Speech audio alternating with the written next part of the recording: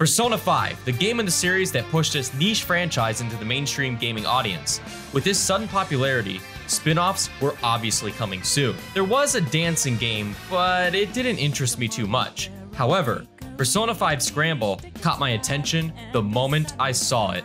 Persona 5 Scramble is basically a spin-off of the Dynasty Warriors series made by Koei Tecmo, so we're in some spin-offception right now.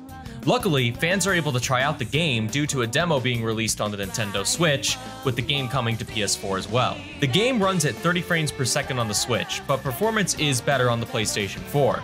30 FPS doesn't bother me that much here, since there wasn't any big frame rate drops from what I could tell.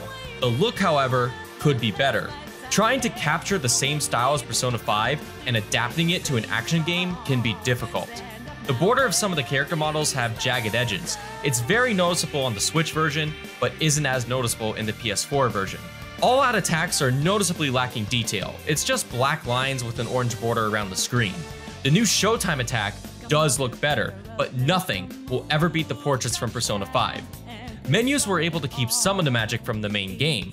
The transition between each of the menus stays faithful to Persona 5. In terms of gameplay, the team at Koei did a decent job of remaking the core gameplay of Persona 5's turn-based combat into an action-style hack-and-slash. The basics of the game is similar to previous Warrior games. You have your light and heavy attacks. The heavy attacks can summon your persona for a quick elemental attack. You are also able to use your gun by holding down the L button to lock onto enemies. By hitting an enemy's weakness, you could do damage to their guard. By damaging their shields enough, you could perform an all-out attack. I'm not sure about how the new Showtime attacks work, but it's essentially a screen nuke.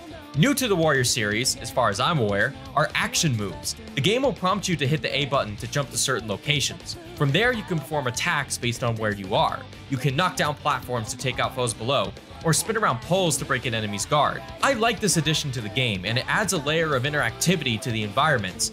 This wouldn't be a Persona game without personas. They pretty much work the same way they do in the Persona series. By holding down the R button, you can switch your personas to aim your attack. This halts time until you choose a move, but it doesn't break the flow of combat that much. However, when you're turning around behind you is when it starts to get annoying due to how slow the camera is. There probably is an option to adjust the camera speed, but I can't read the option menu. There are a few aspects that are not in this demo, like being able to switch to different characters. One of the biggest changes to this game's design is the layout of the maps. Areas are now designed like the dungeons in Persona 5. No longer are there battlefields that just have bases to capture.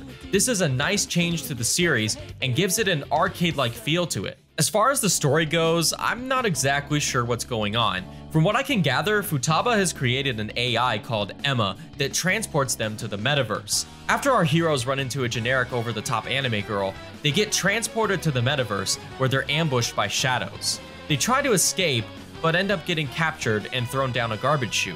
Upon looking through the pile of garbage, the protagonist comes across a new girl named Sophia, who ends up being an AI. If you've played Persona 5 before, it practically plays out how you would expect it to. My main fear with the story though is how they will treat all of the characters. I'm afraid they will end up making them one-dimensional and forget about any character development from the game it's based on. It looks like we'll have to wait and see on that one, but overall, Persona 5 Scramble seems better than most of the Warrior games I've played. It seems they definitely upped the ante with this game. But what do I know? I'm just some random guy on the internet who decided to take a quick look at a demo. So take everything I just said with a grain of salt. With that being said, remember to subscribe and hit the notification bell for more video game reviews, and I'll see you next time.